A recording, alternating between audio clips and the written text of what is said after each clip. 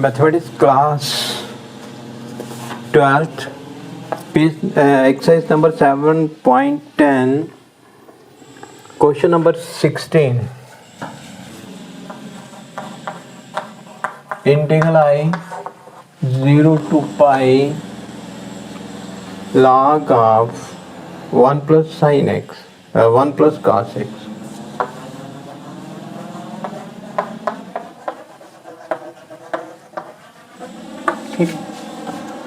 थोड़ा lengthy question है।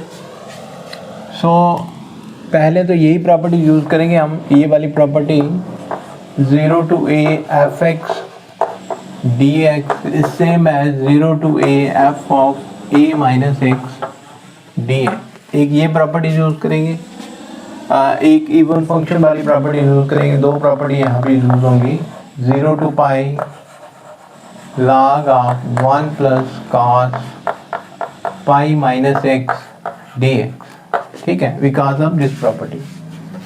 So integral I is equal to 0 to pi log 1 plus, अच्छा, cos 180 minus theta, it lies in the second quadrant, and second quadrant cos is negative, so it is equal to 1 minus cos x whole dx.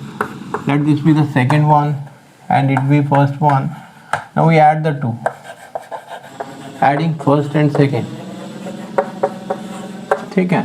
So integral I plus I is equal to 0 to pi log of 1 plus cos x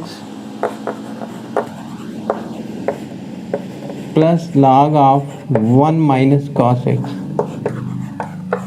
whole dx, ठीक है।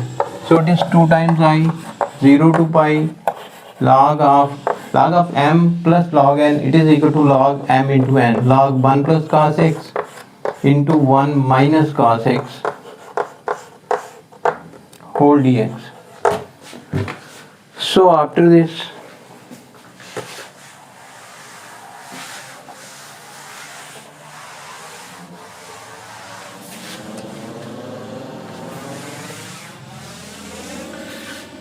two times integral I 0 to pi, it becomes a plus b, a minus b, it becomes a square minus b square, and it is equal to 1 log 1 minus cos square x whole dx. So 2 times integral I is equal to 0 to pi 1 minus cos square x, it is equal to sin square x whole dx. 2 times integral I is equal to 0 to pi, we can take 2 common, log m raised to power n, it is equal to n log m, it is log of sin x whole dx. 2 to cancel, so we have integral I is equal to 0 to pi log of sin x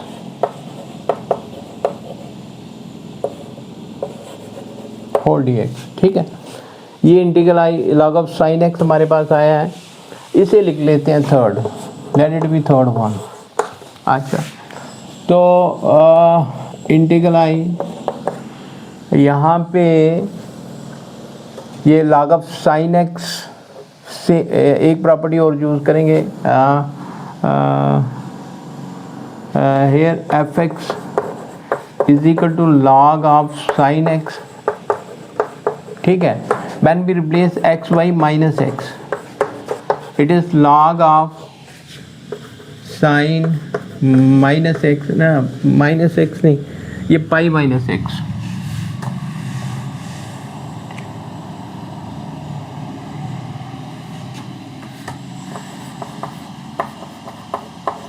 pi minus x, it is equal to log of sin pi minus x, ठीक है। तो log of sin pi minus x is, it lies in the second quadrant and it is the log of sin x and it is equal to fx, ठीक है। अब हमारे पास property ये है कि if it is 0 to 2 times a fx dx, we can write it is 2 times 0 to a fx dx if f of 2a minus x is equal to fx, ठीक है। तो ऐसे ही हमने ये 2 टाइम्स ये पाई के बराबर है, तो pi minus x is equal to log of pi minus x log of sine x is equal to f x. तो ये 0 to 2 times a f x d x को लिख सकते हैं 0 to a f x 2 times f x d x. ठीक है, तो इसे हम लिख सकते हैं, integral I is equal to 2 times 0 to pi by two log of sine x whole d x. ठीक है, now we use the property integral I is 2 times 0 to pi by two log sine it is pi by two minus x d x. ये वाली property use करनी है यहाँ पे, because 0 to a f x d x is equal to 0 to a f of a minus x d x. ठीक है, ये property हमने 2 बार यूज कर ली है। ठीक, इसके बाद integral I is equal to 2 times 0 to pi by two log of sine 90 minus x is cos x d x. अच्छा, तो लेट करते हैं कि ये हमारे पास पहला थर्ड था, ये फोर्थ, ये वाला फोर्थ लिख लें, ये वाला फिफ्थ लिख लें। ठीक है, अच्छा, add fourth and fifth, fourth और फिफ्थ को ऐड कर दें तो हमारे पास बनता है इंटीग्रल आई प्लस आई, ये 2 दोनों में common, 2 times 0 to pi by to, 2 times 0 to pi by to, it is log of sine x plus log of cos x d x. ठीक है, so 2 times I is equal to 2 times 0 to pi by to and it is log m into n sin x into cos x whole dx. ठीक है, to cancel, so we have integral I is equal to 0 to pi by two log of sin x cos x। हमने क्या करना है, 2 यहाँ multiply करना है और 2 से डिवाइड कर देना है होल डी एक्स। ठीक है, इस स्टेप के बाद integral I is 0 to pi by two log of it is sine 2x। ये वाला फार्मूला साइन 2x का है, ये log 2 है ना, तो it is minus log 2 dx। ठीक है, अब इसे हम लिख सकते हैं integral I 0 to pi by two log of sign 2x minus 0 to pi by two log 2 dx। ठीक है, तो यहाँ पे हम पुट करते हैं, put 2x is equal to t, 2 dx is equal to dt, so dx is equal to dt by 2। also change the limit when x is equal to 0 the value of t is equal to 0 and when x is equal to pi by 2 the t is equal to pi, so it becomes